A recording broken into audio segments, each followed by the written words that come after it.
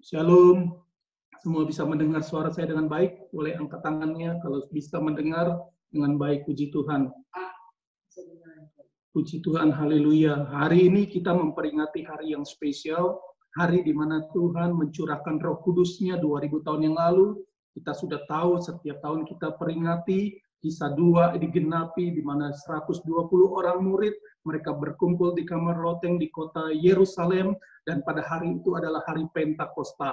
Sebenarnya hari Pentakosta adalah hari perayaan orang Yahudi, hari pertemuan kudus orang Yahudi, di mana mereka merayakan panen raya gandum, dan juga mereka merayakan turunnya Taurat di Gunung Sinai. Jadi semua orang Yahudi, orang Israel berkumpul di Yerusalem, baik yang dari luar kota, yang ada di Yerusalem, mereka berkumpul di kota itu, dan pada hari itulah Tuhan memakai hari Pentakosta untuk menggenapi nubuatan Yohanes Pembaptis dalam Matius 3 ayat 11, di mana Tuhan Yesus sendiri akan datang untuk membaptis kita semua dengan api dan dengan Roh Kudus-Nya. Dan pada hari itu juga Yoel 2 digenapi bahwa Tuhan mencurahkan roh-Nya pada hari terakhir. Nah, peristiwa itu kita sudah tahu semua, ya. Kita sudah belajar setiap tahun, kita peringati, tetapi hari ini biarlah kita belajar sesuatu yang berbeda. Amin. Nah, seringkali kita mendengar perdebatan mengenai kata-kata kepenuhan Roh Kudus. Dan perdebatan ini terutama terjadi antara kelompok atau kalangan Protestan dan dengan kalangan karismatik, ya. Masalah ini terjadi sejak dulu dan sampai saat ini masih jadi masalah. Dan biasanya orang-orang karismatik kalau ketemu dengan orang dalam tanda petik Protestan, mereka akan bertanya, apakah kamu sudah kepenuhan Roh Kudus? Dan kemudian yang dijadikan ukuran oleh mereka adalah mengenai bahasa roh. Dan perdebatan itu akhirnya tidak pernah berkesudahan. Dan yang lebih daripada itu, orang-orang karismatik kemudian merasa kalau sudah berbahasa roh, mereka sudah mengalami yang namanya kepenuhan Roh Kudus. Dan kemudian menganggap orang-orang yang dari golongan Protestan yang tidak berbahasa roh sebagai orang yang belum kepenuhan Roh Kudus. Bahkan belum mengerti Roh Kudus. Bahkan belum tahu apa itu Roh Kudus. Dan perdebatan itu akhirnya terus berlangsung. Dan dulu saya pikir juga seperti itu. Bahkan kemudian arti kata daripada belum penuh itu sebenarnya apa? Belum penuh itu apakah seperti kita mengisi tangki bensin? Ya, bisa 1/4, setengah, 3/4, kemudian penuh, isi penuh. Dan hari ini kita akan belajar bahwa sebenarnya arti kata penuh itu bukan berarti seperti itu. Roh Kudus sekali masuk, dia nggak isi setengah-setengah atau 1/4. Tetapi ketika Roh Kudus dikatakan penuh, dia berarti dia ada di dalam kita. Nah, ini yang akan kita belajar hari ini. Apa arti sebenarnya daripada kepenuhan Roh Kudus? Nah, sebelum kita buka lebih lanjut apa yang ada di dalam Perjanjian Baru, kita lihat dulu beberapa hal di Perjanjian Lama tentang kepenuhan Roh Kudus. Karena ini sangat penting sebelum kita masuk lebih jauh. Kita buka sekarang Bilangan 11 ayat 25. Bilangan 11 ayat 25. Ya, kita akan mulai dan kita buka Bilangan 11 ayat 25. Ini peristiwa tentang Musa. Demikian firman Tuhan. Lalu turunlah Tuhan dalam awan dan berbicara kepada Musa. Kemudian diambilnya sebagian dari roh yang hinggap padanya. Padanya ini adalah pada Musa, ya, menunjukkan bahwa Musa sudah ada roh huruf besar, Roh Kudus, roh Allah. Nah, kemudian diambil Tuhan sebagian daripada roh yang hinggap pada Musa dan ditaruh Tuhan atas ke-70 tua-tua itu. Ketika roh itu, roh yang diambil dari Musa, hinggap pada mereka, 70 tua-tua, kepenuhanlah mereka. Kemudian kalimatnya berkata, kepenuhanlah mereka seperti apa? Seperti nabi. Kepenuhanlah mereka seperti nabi. Kemudian, tetapi sesudah itu tidak lagi. Nah, Lewat ayat ini kita bisa melihat bahwa ternyata ada dua macam yang namanya kepenuhan Roh Allah. Ada dua macam yang namanya kepenuhan Roh Kudus. Yang pertama ada yang permanen, yang sifatnya tetap, dan yang kedua ada yang temporal, hanya sesaat atau sementara waktu. Jadi Musa, dia punya yang permanen. Tuhan pilih dia, Tuhan bertemu muka dengan dia, dan dia terima Roh Allah yang permanen dalam hidupnya. Dan pada waktu itu, sebagian dari roh yang ada di dalam Musa, Roh Allah yang ada dalam Musa itu diambil Tuhan dan ditaruh pada 70 tua-tua. Nah, roh ini ternyata yang diterima oleh 70 tua-tua itu adalah roh yang sifatnya temporal. Roh yang sifatnya sementara atau sesaat. Kenapa disebut temporal? Karena Alkitab tadi jelas katakan, tetapi sesudah itu, sesudah peristiwa mereka kepenuhan roh dan mereka berubah jadi seperti nabi, kemudian berhenti, tidak lagi. Hanya sesaat atau beberapa waktu, lalu berhenti. Dan tidak ada kepenuhan lagi. 70 tua-tua itu kembali seperti biasa-biasa lagi. Nah, sekarang kita lihat satu contoh lain ya. Kita buka di 1 Samuel 10, mulai dari ayat yang kelima. Kita nanti mau baca ayat 5 dan 6. 1 Samuel 10. Ini ada peristiwa lain. Ayatnya berkata demikian. Sesudah itu, nah ini adalah cerita tentang Nabi Samuel yang berbicara dengan Saul. Sesudah itu, engkau akan sampai ke Gibea Allah, tempat kedudukan pasukan orang Filistin, dan apabila engkau masuk kota, engkau akan berjumpa di sana dengan serombongan nabi yang turun dari bukit pengorbanan dengan gambus, rebana, suling, dan kecapi di depan mereka. Mereka sendiri, nabi-nabi itu akan kepenuhan seperti nabi, ya, akan kepenuhan seperti nabi. Ayat 6. Maka Roh Tuhan akan berkuasa atasmu, atas Saul. Engkau akan kepenuhan bersama-sama dengan mereka dan berubah menjadi manusia lain. Nah, ini peristiwa yang sama dengan apa yang terjadi dengan Musa dan 70 tua-tua.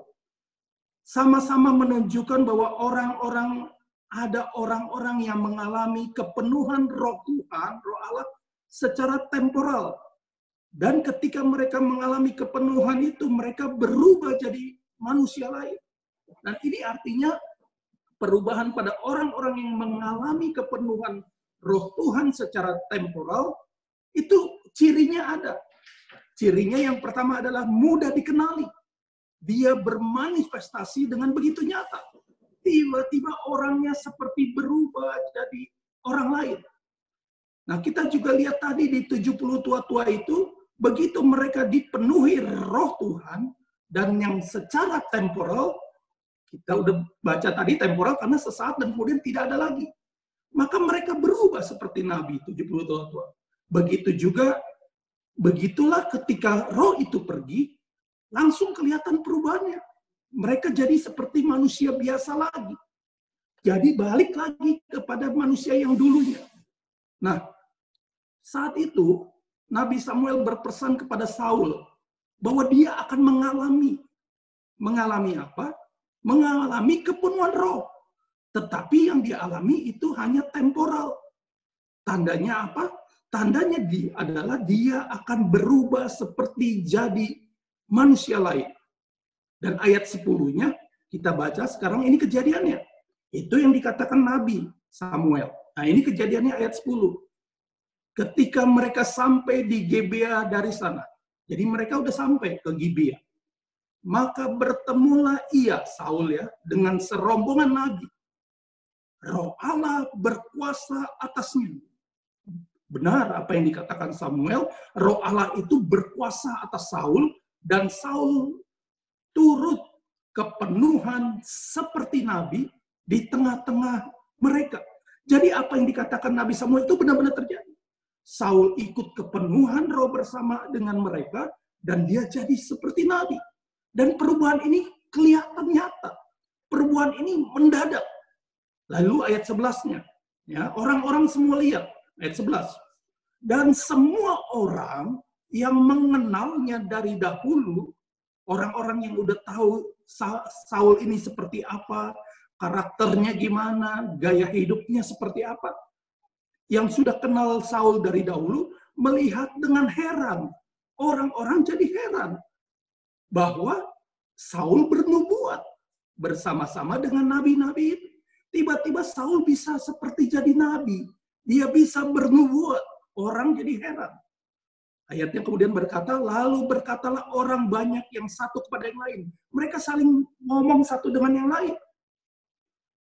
Omongannya adalah, apakah gerangan yang terjadi dengan anak Kis itu?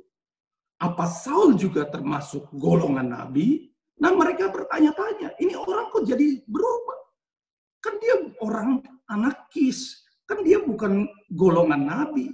Kok bisa jadi begitu? Jadi perbedaannya ternyata antara saat orang kepenuhan roh Tuhan yang secara temporal dengan saat orang itu tidak kepenuhan roh, itu kelihatan sekali bedanya. Nyata sekali bedanya. Orang dengan mudah dan dengan cepat bisa langsung lihat. Nah, kemudian ayat 13-nya. Kita lihat apa yang dikatakan ayat 13. Setelah habis ia kepenuhan seperti nabi, pulanglah ia. Jadi masa kepenuhannya, lawatannya itu habis. Dan ketika masa lawatannya dia dipenuhi itu habis, ya udah dia balik seperti Saul yang biasa dan dia tinggal pulang. Jadi balik seperti biasa lagi. Nah, lewat kisah ini kita bisa lihat bahwa kepenuhan roh Tuhan yang terjadi di perjanjian lama itu ada yang permanen, ada yang temporal. Dan ini juga menunjukkan bahwa di perjanjian lama pun sudah ada orang-orang yang dipenuhi roh Allah. Sudah ada orang-orang yang dipenuhi Roh Kudus yang secara permanen. Tetapi orang-orang itu sangat selektif. Dan orang-orangnya sangat khusus. Orang pilihan Tuhan. Nah, kalau kita baca kisah-kisah di perjanjian lama, kita bisa lihat, kita bisa tahu orang-orang yang dipenuhi roh Allah secara permanen. Contohnya Musa tadi. Dan Yusuf. Yusuf juga dipenuhi roh Allah secara permanen. Kemudian kalau baca di Ulangan 34 ayat 9 dikatakan Yosua juga dipenuhi roh Allah secara permanen. Dan di Daniel 4 ayat 8 dan 9 dikatakan Daniel juga orang yang dipenuhi roh Allah secara permanen. Nah, kita sudah belajar tadi bahwa ada juga orang-orang yang mengalami kepenuhan roh Allah tetapi secara temporal, hanya beberapa waktu saat, kemudian berubah jadi biasa lagi. Nah, kalau kita perhatikan, orang-orang yang dipenuhi secara temporal, itu tidak otomatis dia menjadi orang benar. Tidak otomatis dia kemudian secara stabil jadi orang benar di hadapan Tuhan. Dan bahkan orang-orang itu banyak yang gagal, banyak yang jatuh. Saul contohnya. Tetapi orang yang dipenuhi roh Allah secara permanen, cirinya adalah orang itu enggak tiba-tiba kelihatan jadi seperti orang lain. Enggak tiba-tiba jadi seperti nabi. Sikapnya biasa-biasa aja. Enggak ada sesuatu yang meledak-meledak keluar dari dia. Enggak tiba-tiba berubah, tiba-tiba seperti nabi, tiba-tiba bernubuat, tiba-tiba bicara Tuhan bicara. Orang-orang yang dipenuhi secara permanen itu hidupnya kelihatannya dalam tanda petik biasa-biasa. Tidak ada sesuatu yang kelihatan seperti meledak-ledak. Nah, sekilas kita tidak bisa mengenali atau tidak bisa mencium bahwa orang ini kepenuhan roh Allah secara permanen. Karena penampilannya biasa. Tetapi ketika kita bergaul terus dengan orang itu, maka kita akan bisa mengenali, kita bisa mencium bahwa orang ini benar dipenuhi roh Allah. Dalam sikapnya dia stabil. Dari pikirannya, dari hikmatnya, dari kebijaksanaannya, dari karakternya, dari perkataannya. Itu yang terjadi yang kita lihat Yusuf, Musa, Daniel, Yosua. Mereka sesungguhnya dipenuhi Roh Allah. Walaupun nggak tiba-tiba berubah jadi seperti Nabi. Nah, itu mengenai kepenuhan Roh Allah di Perjanjian Lama. Jadi ada dua jenis kepenuhan Roh Allah, yang permanen dan yang tetap, yang permanen dan yang temporal atau yang hanya sesaat, beberapa waktu. Nah, sekarang kita lihat di Perjanjian Baru. Ya, kita adalah umat Perjanjian Baru. Amin. Sebelum peristiwa Pentakosta yang kita peringati hari ini, sebenarnya juga sudah ada orang-orang yang dipenuhi Roh Kudus. Bukan artinya sebelum hari itu nggak ada orang yang dipenuhi Roh Kudus. Contohnya kita sudah baca Elisabet, Zakaria, ya, kalau baca di Lukas 1, Elisabet di Lukas 1 ayat 41, Lukas 1 ayat 6 dan 7 tentang Zakaria. Kemudian Yohanes Pembaptis dan Tuhan Yesus sendiri di Lukas 4 ayat 1 dikatakan mereka adalah orang-orang yang sudah dipenuhi Roh Kudus secara permanen. Nah, kemudian setelah kenaikan Tuhan Yesus ke sorga, Tuhan Yesus berjanji dia akan memberikan penolong yang lain, dia akan mencurahkan roh penolong itu, dia akan mencurahkan Parakletos itu kepada setiap orang. Ya, dan kita tahu ternyata pada hari yang ke-10, Tuhan pakai hari Pentakosta, yang adalah hari perayaan orang Yahudi, terjadi peristiwa yang luar biasa. Dan peristiwa itu adalah penggenapan janji Tuhan Yesus ketika dia mau terangkat. Peristiwa itu juga penggenapan dari apa yang dikatakan Yohanes Pembaptis tentang Yesus akan membaptis mereka dengan api. Dan peristiwa itu kemudian namanya adalah peristiwa hari Pentakosta buat umat Perjanjian Baru sebagai hari pencurahan Roh Kudus. Ya. Ketika itu murid-murid, 120 orang murid, menunggu di Yerusalem. Mereka berkumpul sehati, berdoa di kamar loteng, sesuai dengan apa yang Tuhan Yesus perintahkan. Dan mereka kemudian tepat pada hari Pentakosta itu sesuatu terjadi. Pada saat kejadian itu, terjadi peristiwa-peristiwa yang kita sudah tahu. Yang pertama terjadi lidah api yang menyambar-nyambar dengan dahsyat. Terjadi tiupan angin kencang yang mengiringi lidah api itu. Dan kemudian peristiwa-peristiwa itu disaksikan banyak orang.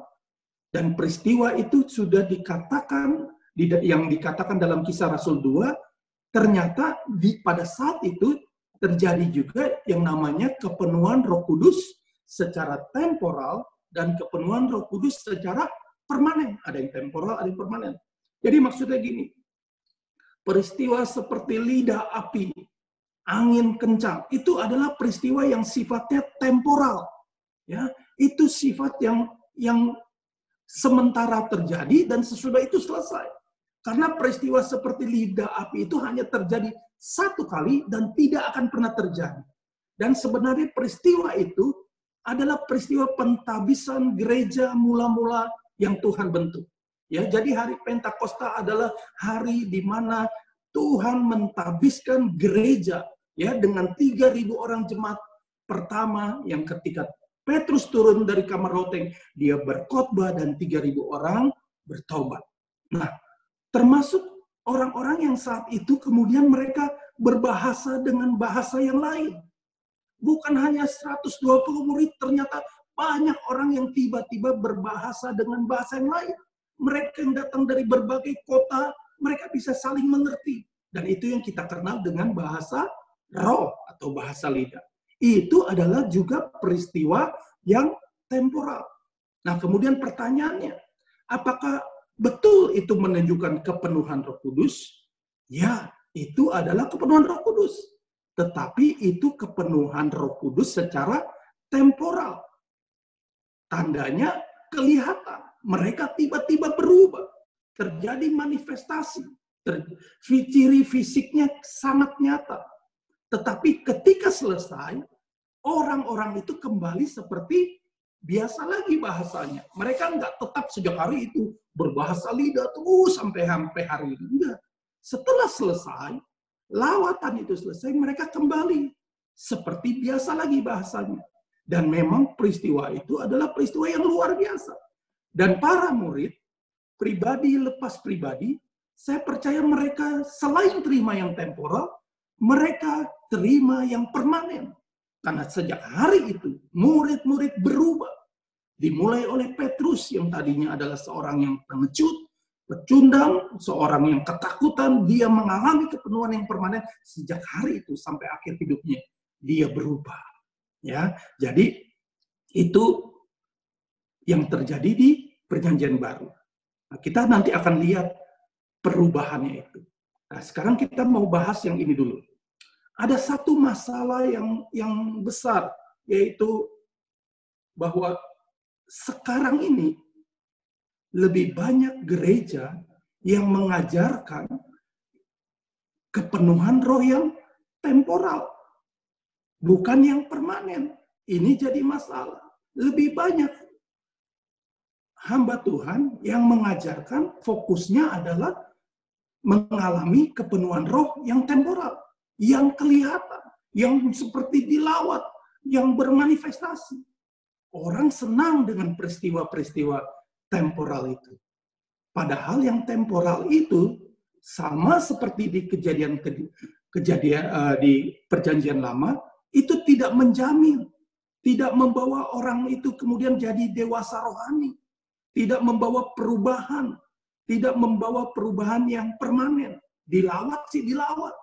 Selesai itu, sudah balik lagi. Sama yang terjadi di Perjanjian Lama. Mereka yang mengalami kepenuhan roh secara temporal tidak otomatis jadi orang benar. Tidak otomatis jadi orang benar. Makanya yang harus dikejar oleh gereja Tuhan, oleh jemaat Tuhan, harusnya adalah kepenuhan roh secara permanen. Amin. Nah, jadi dalam Perjanjian Baru, apa bedanya dengan kepenuhan roh yang ada di Perjanjian Lama? Kita sudah baca di Perjanjian Lama, di Perjanjian Baru. Sekarang bedanya apa? Dan bagaimana supaya kita bisa terima kepenuhan roh yang permanen? Karena kalau yang temporal itu memang asik ketika dilawat. Tetapi sesudah itu ya selesai dan tidak otomatis kita berubah jadi dewasa rohani. Tidak otomatis kita jadi orang benarnya Tuhan. Tidak otomatis kita mengalami pengenalan akan Tuhan. Intinya hari ini kita mau belajar bagaimana kita menerima kepenuhan yang permanen itu di hari Pentakosta ini. Jadi kalau di Perjanjian Lama kita sudah lihat orang-orang yang mengalami kepenuhan roh secara permanen itu adalah orang-orang yang dipilih secara khusus oleh Tuhan, dipilih secara spesifik oleh Tuhan, tidak sembarang orang dan hanya sedikit sekali. Tetapi di Perjanjian Baru bedanya adalah bahwa setiap kita, ya, setiap orang percaya pastinya punya peluang untuk mengalami kepenuhan Roh Kudus secara permanen. Ini kabar baik. Kalau di Perjanjian Lama nggak bisa, itu pilihan Tuhan, itu tentuan Tuhan. Tetapi di Perjanjian Baru bedanya adalah setiap orang punya peluang untuk mengalami kepenuhan Roh Kudus secara permanen. Ini kabar baik. Itulah Injil, ya. Jadi saya mau katakan, kalau kita mengalami kepenuhan roh secara temporal, dilawat Roh Kudus, bermanifestasi, pada saat itu kelihatan perubahannya, menari-nari, menangis, berguling-guling, berbahasa roh, bernubuat, itu semua kelihatan. Kalau kita mengalami, bersyukur. Jangan kemudian kita jadi takut. Jangan kemudian kita jadi ragu. Karena memang itu ada. Lawatan Tuhan itu benar. Dan itu memang ada. Dan itu luar biasa. Amin. Karena bagaimanapun juga, peristiwa itu Tuhan mau pakai untuk meninggalkan kesan yang kuat di dalam hati nurani kita, bahwa kita mengalami pengalaman pribadi dengan yang namanya Roh Tuhan. Amin. Karena Tuhan pakai itu. Tuhan mau kita mengalami pengalaman pribadi yang mengingat bahwa Roh Tuhan itu hadir, ada dan dia membuat hati nurani kita semakin kuat. Tetapi itunya jangan dikejar. Jangan dikejar. Kalau Tuhan lawat, kita terima saja. Amin. Kita buka hati, Tuhan mau lawat, terima, jangan ditolak. Tapi jangan dikejar. Dan kemudian saya mau katakan yang kedua yang lebih penting, bagi yang belum pernah ngalami ya pengalaman seperti itu. Sampai hari ini kok saya belum pernah sih yang namanya dilawat. Saya kan pengen seperti dia, saya bermanifestasi, saya berbahasa roh, saya bisa menari, menangis, apapun itu bentuknya. Kok saya belum mengalami. Saya mau katakan, kalaupun belum mengalami, itu enggak masalah. Amin. Yang penting kita tidak tertuduh. Jangan kemudian kita jadi minder, kita jadi kecil hati. Tidak masalah. Sebab yang harus kita kejar yang sesungguhnya bukan yang itu. Yang harus kita kejar adalah yang permanen. Dan yang permanen itu enggak, sekalipun enggak mengalami yang itu bisa masuk dalam hidup kita. Kita akan belajar sampai ke sana. Ini yang penting untuk kita gereja memberikan keyakinan kepada jemaat.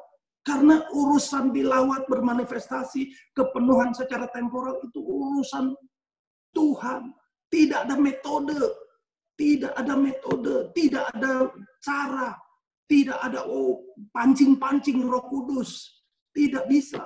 Pancing-pancing bahasa roh. Pancing-pancing dengan menari pakai pikiran kita. Menangis dengan pikiran jiwa kita. Enggak begitu caranya.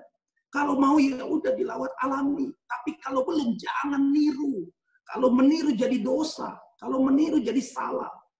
Karena banyak orang meniru karena apa? Karena merasa tertuduh. Kalau saya nggak ikutan bisa begini seperti yang lain. Berarti saya ada dosa lah. Berarti saya belum mengalami Tuhan. Berarti saya belum kenal Tuhan. Biarlah mulai hari ini kita mengerti kebenaran ini. Ya, saya mau lanjut ya. Kita harus mengakui bahwa pengalaman-pengalaman Roh Kudus yang temporal itu memang betul-betul ada dan betul-betul luar biasa dan betul-betul dari Tuhan itu ada.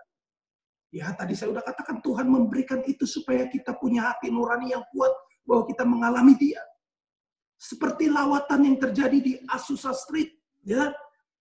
Di Los Angeles tahun 1906, Azusa Street. Tepatnya terjadi tanggal berapa? 9 April 1906. Itu benar-benar terjadi. Itu asli, itu dari Tuhan. Di mana pada saat itu terjadi pencurahan Roh Kudus di jalan Azusa. Dan orang-orang yang lewat jalan itu kemudian langsung dilawat Roh Kudus. Mereka langsung bermanifestasi. Mereka langsung menangis, berlutut, bertobat. Tanpa ada yang injili. Dan dikatakan banyak jiwa yang bertobat. Bukunya ada tulis puluhan, bahkan ratusan juta lewat api dari Azusa Street menyebar ke seluruh dunia. Dan orang mengalami lawatan Tuhan dan bertobat. Itu sungguh terjadi. Tetapi sekali lagi, itu hanya temporal. Itu hanya sesaat. Kenapa? Karena hari ini jalan Azusanya masih ada. Azusa Street masih ada. Tapi kalau kita ke sana nggak ada apa-apa. Tidak mengalami apa-apa. Yang ada monumen-monumen. Yang ada mungkin museum-museum. Kita lewat ke sana tidak alami apa. Tapi orang ke sana kemudian berdoa, ya mungkin terjadi lawatan. Tetapi orang-orang biasa yang lewat, yang dulu ketika lewat mereka bisa langsung tersungkur, menangis, bertobat. Orang hari ini banyak ada di kota itu, di jalan itu biasa. Artinya kejadian itu temporal. Sekali lagi saya mau katakan, kepenuhan Roh Kudus yang temporal punya satu ciri. Yaitu langsung kelihatan secara fisik. Dan ciri yang kedua adalah tidak terjadi selamanya. Tidak permanen, hanya sesaat. Dan yang jadi masalah apa, saudara? Yang jadi masalah, lawatan Roh Kudus secara temporal, yang jadi masalah, banyak pemalsuan. Banyak pemalsuan. Nah, kita akan lihat. Demi kepentingan-kepentingan, banyak terjadi pemalsuan, lawatan manifestasi, lawatan yang temporal. Hanya demi supaya orang dianggap orang sebagai orang yang dipenuhi Roh Kudus. Punya karunia-karunia Roh Kudus. Akhirnya bahasa roh itu dibuat-buat. Jadi palsu. Manifestasi jadi palsu. Menangis, melompat, berguling jadi palsu. Ada manifestasi tertawa dalam roh itu benar ada. Tapi banyak yang palsu. Dipancing-pancing, dibuat-buat. Dan ini jadi bahaya. Dan ini yang namanya mendukakan Roh Kudus. Ini jadi dosa yang paling serius.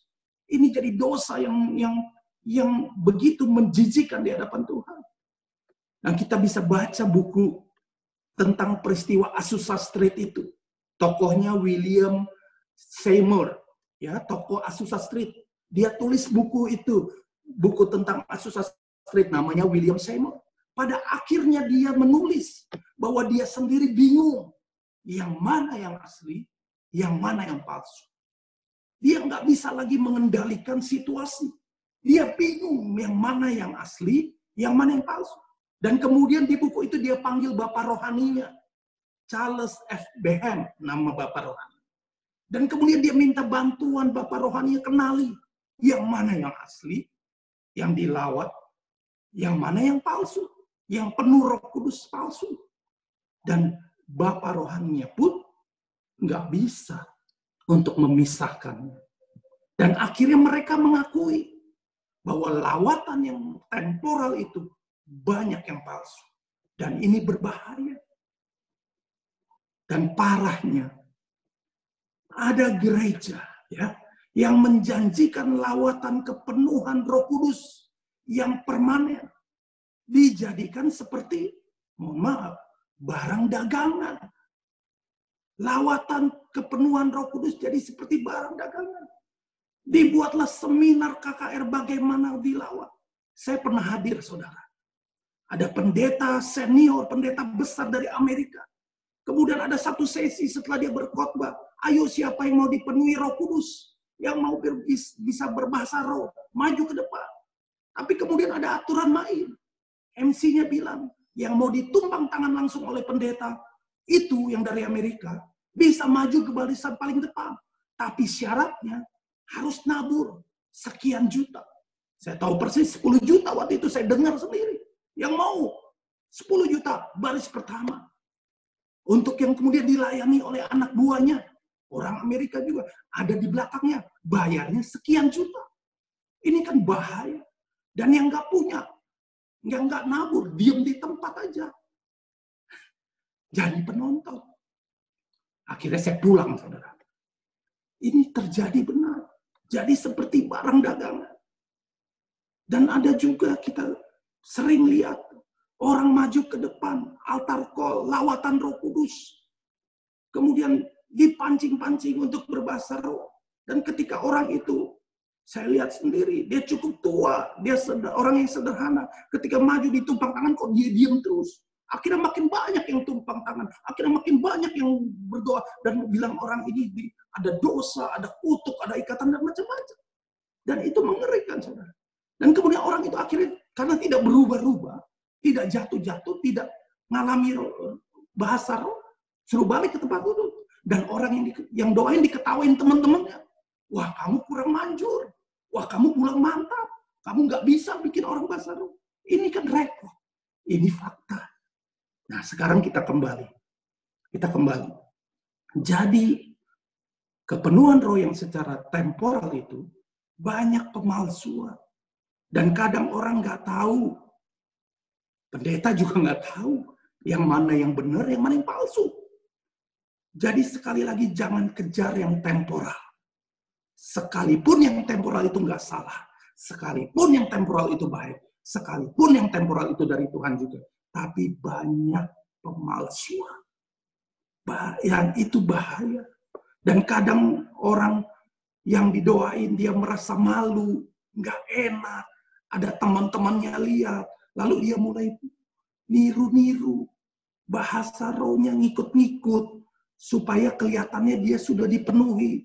Ini kasihan. Ini kasihan. Dan saya mau lanjutkan. Jadi yang temporal itu sebenarnya sifatnya hanya memberi tanda. Sama ketika lidah api itu datang menyambar, sama ketika dengan tiupan angin yang kencang itu, sama dengan bahasa roh, itu semua adalah tanda. Itu hanya tanda, bahasa aslinya memakai kata semeon. Itu adalah tanda, bukan tujuan. Tanda untuk kita sampai kepada tujuan, semeon. Dan sekali lagi yang harus dikejar, yang harus dicapai, tujuan adalah yang permanen. Kepenuhan Roh Kudus yang permanen. Dan sekali lagi saya mau katakan, jangan kecil hati kalau kita belum pernah mengalami yang temporal itu. Ya, dan kalaupun saudara belum mengalami berbahasa roh, dan ketika saudara rindu, saudara boleh minta. Datang kepada Tuhan, minta sama Tuhan, boleh minta. Dan Tuhan bisa berikan. Tapi kalau Tuhan nggak berikan, jangan tiru-tiru, jangan buat-buat. Kalau nggak dapat, belum dapat pun nggak apa-apa. Daripada kita nggak dapat kemudian tiru-tiru, kita jadi dosa. Dosa mendukakan Roh Kudus, itu bahaya. Nah, sekarang saya mau masuk ke bagian yang paling penting. Kalau di Perjanjian Lama, ini yang bagian yang sebenarnya saya mau sampaikan. Di Perjanjian Lama, kepenuhan Roh Allah secara permanen itu biasanya ditandai keunggulan-keunggulan yang terlihat dan yang luar biasa dari orang itu. Hikmatnya, kepandaiannya, kebijaksanaannya, ya, pikiran, pola pikirnya. Itu kelihatan orang-orang yang mengalami kepenuhan secara permanen. Contohnya Yusuf. Dia punya sesuatu yang spesial. Dia bisa menafsirkan mimpi. Dia punya hikmat yang luar biasa. Ketika dia bicara dengan Firaun, bagaimana memecahkan masalah. Itu urapan. Itu Roh Kudus. Begitu juga dengan Daniel. Begitu juga dengan Yosua. Itu orang-orang di Perjanjian Lama yang mengalami kepenuhan Roh Kudus secara permanen, ditandai dengan mereka punya keunggulan yang terlihat.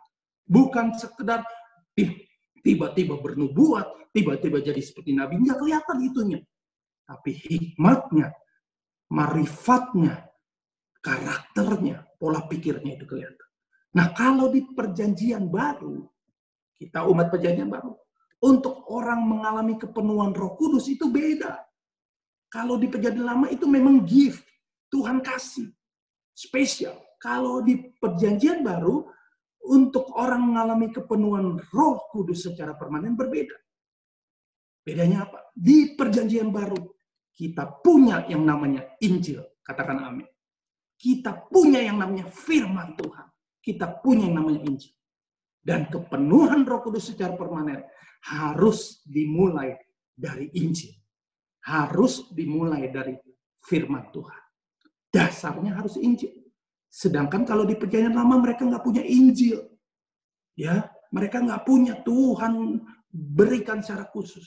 Tapi umat Perjanjian Baru punya Injil. Ini kabar baik. Dengan Injil itu, kita lihat apa yang terjadi. Makanya Alkitab katakan di Lukas 10 ayat 24, Lukas 10 ayat 24, katakan begini, banyak nabi dan raja. Ini bicara tentang orang-orang di Perjanjian Lama. Banyak nabi dan raja ingin melihat apa yang kamu lihat, tetapi tidak melihatnya. Dan ingin mendengar apa yang kamu dengar, tetapi tidak mendengarnya. Apa itu saudara? Itu Injil. Itu firman Allah yang tertulis.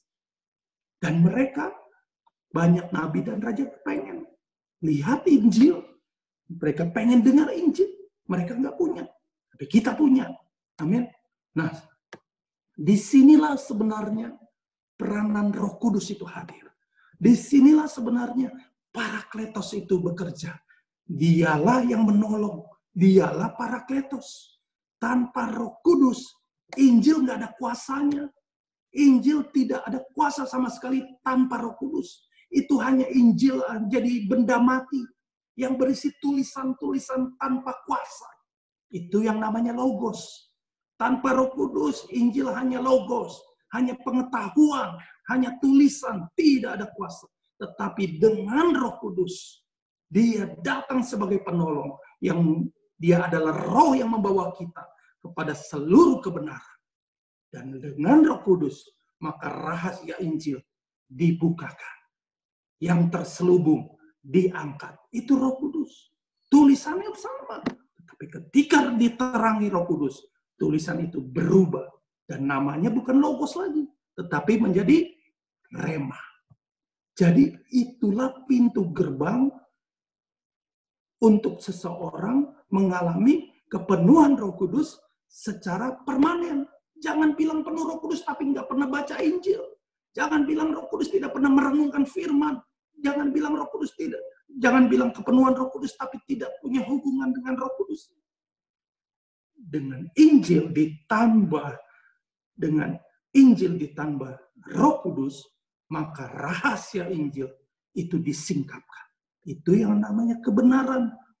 Itulah kebenaran. Itulah yang bisa mengubah seseorang mengalami kepenuhan Roh Kudus secara permanen. Dan yang dirubah apa? Yang dirubah adalah cara berpikir. Yang dirubah adalah pola pikir. Yang dirubah adalah mindset. Mindset itu satu kata, pikiran dan perasaan. Pikiran dan perasaan nggak boleh dipisah. Mindset itu artinya pikiran dan perasaan. Jadi, mengubah pola pikir, mengubah mindset seseorang, itulah pekerjaan Roh Kudus atas Injil yang diterima. Kalau cuma Roh Kudus doang, tidak ada Injil, tidak ada firman, orang tidak akan bisa mengerti.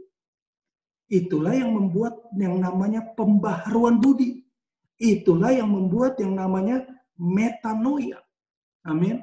Jadi seseorang yang mengenal Injil, lalu diterangi Roh Kudus, maka cara berpikirnya akan berubah.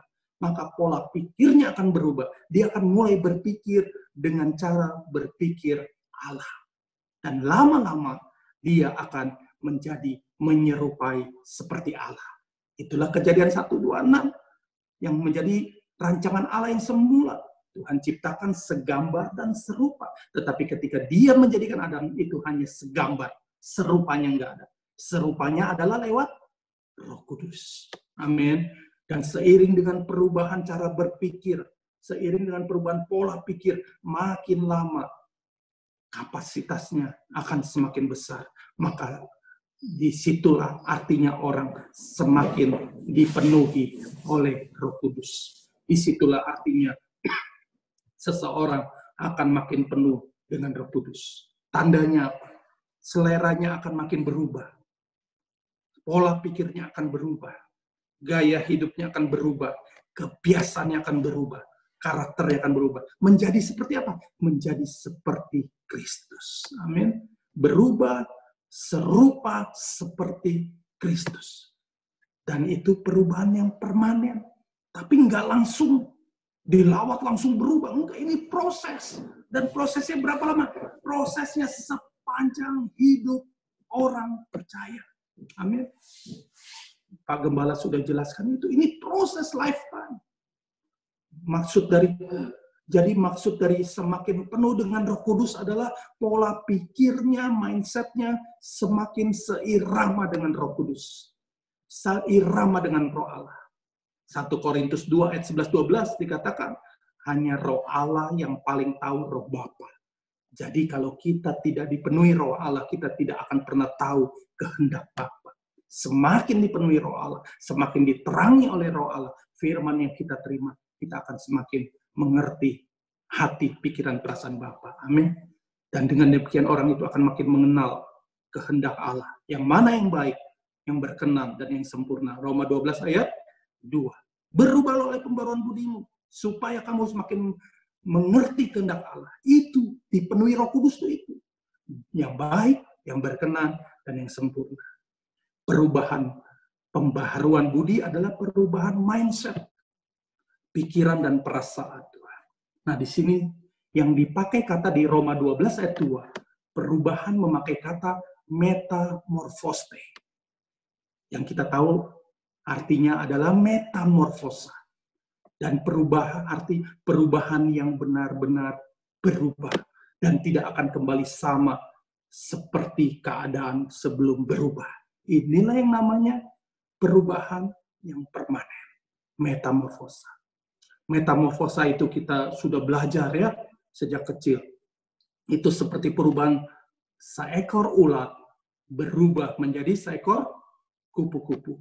Ulat yang tadinya binatang yang menjijikkan, binatang yang rakus, yang bisa makan seluruh daun dari pohon yang dia ada di sana, yang merayap di pohon, di dahan, binatang yang menjadi pengganggu, menjadi pelahap, binatang yang menjijikkan, tidak ada orang yang suka, banyak hal yang tidak baik dari seekor ulat. Tetapi ulat ini tahu kodrat dia bisa berubah dan harus berubah. Kalau dia mau jadi ulat terus, dia akan dibenci orang, dia akan disemprot hama, dia akan dicari untuk dibunuh. Harus berubah. Ulat ini tahu. Dan untuk berubah, dia tahu harus mengalami yang namanya proses. Sampai prosesnya itu adalah dia harus seperti mati. Dia harus seperti mati. Dan namanya menjadi kepompong. Dia seperti mati terbungkus kafan. Seperti tidak ada lagi kehidupannya. Semua sudah dia lepas kebebasannya. Dia terkurung di dalam kepompong. Dia tidak bisa buat apa-apa. Dia sudah mati di sana. Dan dia tahu itulah jalan satu-satunya untuk merubah kodrat dia. Kodrat yang jelek, dia tahu bisa berubah jadi indah lewat itu. Kalau nggak mau jadi kepompong, itu ulat nggak akan jadi kupu-kupu. Nah, setelah lewati proses, waktu, dan keadaan yang tidak enak itu, waktunya nggak tahu kapan. Dan keadaan yang nggak enak itu. Kemudian, apa yang dia rindukan, ulat itu rindukan perubahan yang benar-benar terjadi dalam hidupnya, tiba-tiba terjadi. Dan tiba-tiba dia diberikan kekuatan dari dalam. Dia menerobos kepompong itu. Dan dia keluar menjadi seekor, namanya berubah. Bukan ulat terbang. Namanya jadi kupu-kupu yang indah. Amin. Yang tidak lagi merayap, tapi sekarang bisa terbang tinggi. Yang tidak lagi merusak, sekarang jadi berkat buat pohon. Yang makannya tidak lagi daun, yang membunuh pohon, tetapi sekarang dia makan sari bunga dari pohon ke pohon. Dan justru lewat sari bunga yang dia bawa, pohon itu menghasilkan buah yang bisa dinikmati banyak orang. Kodratnya berubah. Nah, seperti itulah perubahan yang dihasilkan oleh karya Roh Kudus. Tapi perubahan yang permanen. Bukan sekedar dilawat. Saat dia memenuhi kita dengan rohnya, dia mau kita mengalami proses. Kalau lawatan itu cuma tanda semeon. Tapi tandanya kita harus masuk mati jadi kepompong. Kalau mau kodratnya berubah, matikan daging. Keinginan daging, keinginan mata, dan keangkuhan hidup. 1 Yohanes 2 ayat 16. Nah, sekarang kita ngerti bahwa kalau yang temporal sifatnya itu adalah dadakan bisa, saudara. Tumpang langan bisa. Main musik bisa. Dilawat. Ya, si Daud kalau dia main kecapi, Saul dilawat.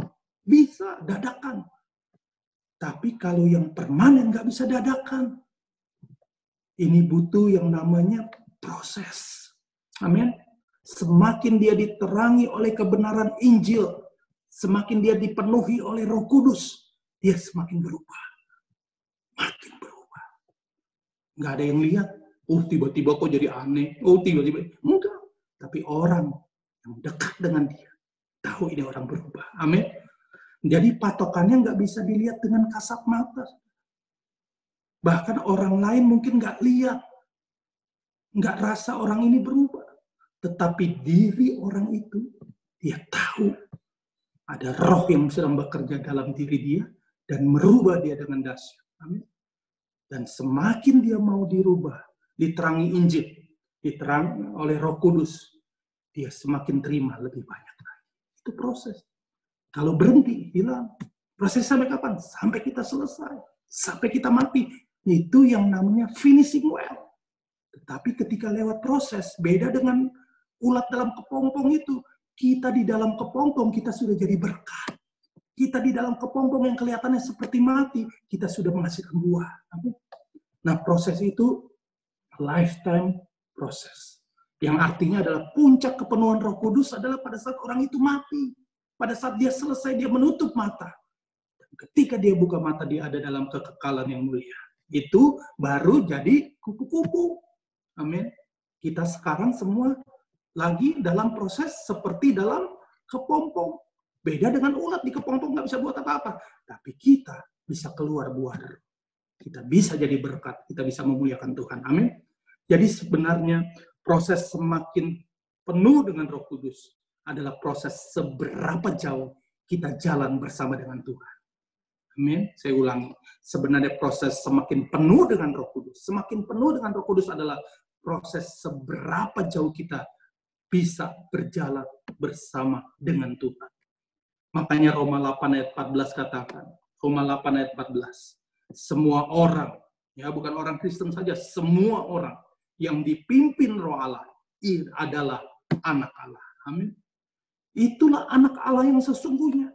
Itulah ahli waris yang sesungguhnya. Kita sudah belajar banyak. Satu hari kelak Roh Allah akan bersaksi di hadapan Roh Bapa dan Roh manusia bahwa kita benar-benar Roh Allah. Dan kalau Roh Allah itu bersaksi seperti itu, maka ketika Tuhan Yesus datang, dia dipermuliakan dalam kemuliaannya, kita akan dipermuliakan bersama-sama dengan dia. Tetapi ada tetapinya. Kalau kita baca Roma 8 ya, nanti baca semuanya. Di situ dijelaskan bagi orang-orang yang mau menderita. Dan penderitaan ini bukan karena kurang makan. Penderitaan ini bukan karena pelayanan nggak punya uang. Penderitaan ini bukan karena terus tinggal di rumah. Penderitaan ini karena Kristus. Karena kita mematikan daging, pikul salib, sangkal diri. Kita mengutamakan keinginan Tuhan daripada hobi-hobi kita. Itu penderitaan. Amin. Nah, kita udah belajar itu. Ya, amin. Nah, Galatia 5 ayat 25 juga katakan. Galatia 5 ayat 25. Saya akan segera selesai. Galatia 5 ayat 25. Jikalau kita hidup oleh roh guru besar, jikalau kita hidup oleh roh, baiklah hidup kita juga dipimpin oleh roh. Amin. Kita mengaku kalau ditanya kita hidup oleh roh Tuhan sebagai orang percaya, yes. Tapi ayat ini berkata, bahasa Indonesianya pakai kata baiklah. Padahal ini adalah komen. Ini adalah perintah. Kalau ngaku hidup dipimpin roh, baiklah hidup. Kalau ngaku hidup oleh roh, baiklah hidup kita juga dipimpin oleh roh. Jadi saat lahir baru, Pak Gembala sudah jelaskan minggu lalu, kita semua sudah lahir baru. Amin. Kita sesungguhnya cirinya adalah hidup dipimpin oleh roh. Amin. Kemarin Pak Gembala sudah jelaskan, kita jadi masuknya enak. Kita udah ngerti. Kita ini udah lahir baru. Kita ini sudah ciptaan baru. Tapi harus ada cirinya. Cirinya adalah hidup kita juga dipimpin oleh roh. Amin. Nah, Paulus katakan itu kepada jemaat di Galatia. Kalau iya demikian, perintahnya adalah tegas. Hidupmu harus dipimpin oleh roh. Hidup yang kuhidupi sekarang bukan hidupku lagi. Tapi hidup oleh iman oleh karena Kristus Yesus dan Roh Kudus yang menjadi pemimpin. Hidup dipimpin roh itu seperti orang ikut marching band. Hidup dipimpin roh seperti anggota marching band. Fokus dia hanya kepada komando, gerakan-gerakan yang ada di depan. Yang disebut dengan komandan marching band. Kapan dia harus pukul, kapan dia harus tiup. Itu dipimpin oleh roh. Seperti itu. Nah, itulah proses yang harus diperjuangkan sepanjang hidup orang yang mau mengalami kepenuhan roh. Saudara jangan puas kalau sampai dilawat. Itu cuma tanda. Tapi prosesnya seumur hidup. Amin. Dilawat itu baik. Memberikan impresi Tuhan hadir. Kalau lawatan itu asli. Nah, saya mau akhiri dengan ini. Terakhir. Kalau Injil yang adanya adalah logos, saudara sedang dengar logos. Ini cuma logos. Ya, Injil yang adalah logos. Terus dia terima pertolongan Roh Kudus. Logos ini yang saudara terima hari ini, saudara minta kemudian Roh Kudus tolong, Parakletos datang, maka logos itu akan jadi rema. Nah, ketika Roh Kudus itu jadi rema, itulah yang namanya Allah turut bekerja dalam segala sesuatu untuk mendatangkan kebaikan. Ketika Roh Kudus jadi rema, kita diuji lewat peristiwa-peristiwa hidup. Kita udah pernah belajar tentang ini. Yang Tuhan izinkan terjadi dalam hidup kita. Tuhan meng-create satu peristiwa, ya, dan Roh Kudus berperan. Ketika kita harus mengampuni, Roh Kudus ingatkan, itu logosnya. Sekarang remanya. Dengan pertolongan Roh Kudus, kamu jadi pelaku firman. Itu namanya rema. Inilah cara dipenuhi Roh Kudus. Itulah rema atau firman Allah yang hidup, yang itulah menghidupi roh kita pelan-pelan lewat satu peristiwa ke peristiwa sepanjang hidup kita. Kita makin penuh dengan Roh Kudus. Yang hari ini jadi masalah, besok nggak jadi masalah. Ketemu masalah yang lebih besar, Roh Kudus yang sama. Izinkan kita merubah logos tentang masalah yang terjadi itu untuk jadi rema. Seperti itu. Semakin seorang dipenuhi kebenaran firman, semakin seorang itu dipenuhi Roh Kudus. Jangan bilang, saya penuh Roh Kudus, punya karunia Roh Kudus, tapi firman nggak suka. Nggak mau belajar kebenaran. Amin. Semakin orang diperbaharui oleh kebenaran firman, lewat logos yang jadi rema dalam hidupnya, orang itu akan dikendalikan oleh pikiran yang diubahkan. Itulah metanoia. Inilah yang dibawa sampai pada kekekalan. Inilah yang dibawa sampai kepada keabadian. Ayat terakhir, Efesus 5 ayat 18. Selesai sebentar.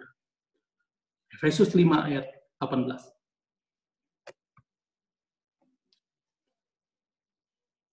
Kita tunggu ayatnya ya. Efesus 5 ayat 18 sudah. Dan janganlah kamu mabuk oleh anggur. Sampai di sini. Janganlah kamu mabuk oleh anggur. Orang mabuk kan dikuasai. Orang mabuk itu adalah orang yang dikuasai atau dikontrol oleh apa yang dia terima. Dia akan jadi nggak sadar, dia nggak tahu hidupnya dikontrol oleh apa yang dia terima. Itu namanya orang mabuk. Dan kalau orang mau mabuk anggur, dia harus minum anggur. Sampai anggur itu menguasai dia. Itu yang namanya mabuk anggur. Lalu Paulus katakan, jangan mabuk oleh anggur. Karena apa? Ayatnya berkata, karena anggur menimbulkan hawa nafsu. Tetapi hendaklah kamu penuh dengan roh, huruf besar. Hendaklah kamu penuh dengan roh Allah, dengan Roh Kudus. Ini artinya Paulus sedang buat sesuatu perbandingan, saudara. Mabuk dengan anggur dan penuh dengan roh. Dan Paulus jelaskan mabuk dengan anggur, ya, anggur itu sifatnya menimbulkan hawa nafsu. Dia sarankan kamu jangan pilih mabuk dengan anggur. Dan dia sarankan kamu pilih penuh dengan roh. Jadi kalau mau mabuk anggur, minumlah anggur sampai kamu dikuasai oleh anggur itu. Tapi kalau kamu mau penuh dengan roh, makanlah firman Tuhan, makanlah kebenaran sampai kebenaran itu menguasaimu. Maka kamu akan penuh dengan roh. Itu maksud ayat ini. Jelas ya? Jadi maksudnya, sebagaimana seluruh diri seseorang dipenuhi anggur yang memabukkan, yang ujungnya hawa nafsu, demikianlah seluruh aspek orang percaya harus dipenuhi oleh Roh Kudus. Amin. Karena hanya dengan dipimpin oleh firman kebenaran, maka membuka peluang kepada orang itu dipenuhi Roh Kudus. Jadi, firman kebenaran, Injil, pintu untuk kita terima. Yang namanya kepenuhan Roh Kudus. Ya, yang dimulai dengan perubahan pola pikir.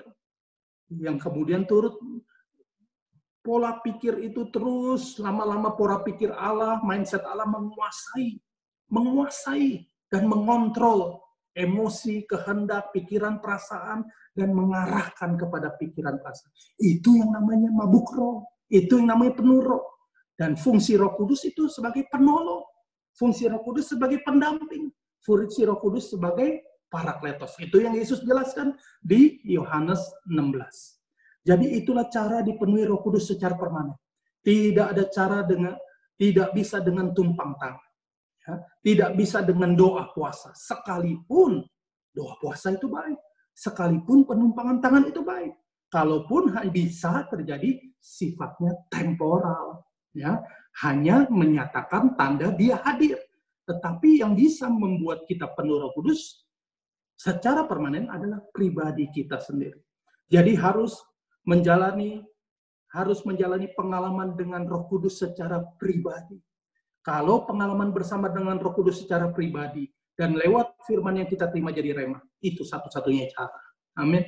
Dan cuma dilihat kalau untuk cuma dilihat sesaat, mungkin bisa dengan lawatan, dengan doa puasa. Tapi untuk yang permanen, harus yang namanya bayar harga. Masuk jadi kepompong, sangkal diri, pikul salib, makananku ialah melakukan kehendak Bapa dan menyelesaikan pekerjaannya. Itu perkataan Tuhan Yesus di Yohanes 14. Kalaupun sedangkan untuk menjadi saksi Tuhan yang penuh dengan kuasa, dari Yerusalem, Yudea, Samaria ini harus yang permanen. Nggak bisa dilawat-lawat, kemudian kita bisa jadi saksi seperti yang Tuhan bilang. Dari Yerusalem, Yudea, Samaria ke ujung bumi, ini adalah orang-orang yang mengalami kepenuhan secara permanen. Karena menjadi saksi Tuhan itu adalah sepanjang hidup kita. Bukan sekedar kita dilawat, kita bersaksi, kita mengalami lawatan, kita jumpa dengan roh menari-nari dengan kita. Enggak seperti itu. Sehingga apapun keadaan kita tetap bisa menjadi saksi yang memuliakan Tuhan. Amin. Maka tugas pendeta, tugas gereja yang benar adalah menjadi seperti pelatih. Kita cuma jadi pelatih yang memberikan tips, yang memberikan latihan, memberikan ajaran yang benar, kemudian dipraktekkan oleh si atlet itu. Dia harus praktekkan sendiri, dia harus bayar harga sendiri, dia harus keluar keringat sendiri, sampai dia bisa lakukan sesuai dengan instruksi pelatih, dan dia bisa jadi juara. Itulah finishing well. Amin. Jemaat tidak juga harus tergantung dengan pendeta. Udah terima kebenaran, yuk hidupi kebenaran itu. Izinkan logos jadi rema. Caranya Roh Kudus hadir dan Tuhan izinkan peristiwa-peristiwa hidup. Nah, penutup. Saya mau katakan, orang mungkin nggak lihat kita berbahasa roh. Nggak apa-apa, saudara. Orang mungkin nggak lihat kita bermanifestasi Roh Kudus. Ya, nangis, lompat, menari, apapun bentuknya, nggak apa-apa. Tetapi orang bisa lihat perubahan mindset kita, pola pikir kita, perubahan gaya hidup kita, perubahan karakter kita. Dan itulah perubahan yang permanen. Makin lama makin serupa dengan Kristus. Nah, inilah sebenarnya Injil. Ya, inilah sebenarnya keselamatan. Itulah karya Injil, kuasa Allah yang menyelamatkan. Itulah karya Roh Kudus, pribadi yang membawa kepada seluruh kebenaran. Inilah sebenarnya keselamatan. Arti keselamatan yang sesungguhnya, yaitu inisiatif Allah untuk mengembalikan manusia kepada rancangan yang semula, dan mengembalikan rancangan yang semula adalah serupa dan segambar, dan mengembalikan kemuliaan Allah yang hilang. Ya, ini firman yang Tuhan taruh di hati saya, supaya di hari Pentakosta ini kita terima kebenaran yang membuat kita mengalami yang Tuhan mau kita alami.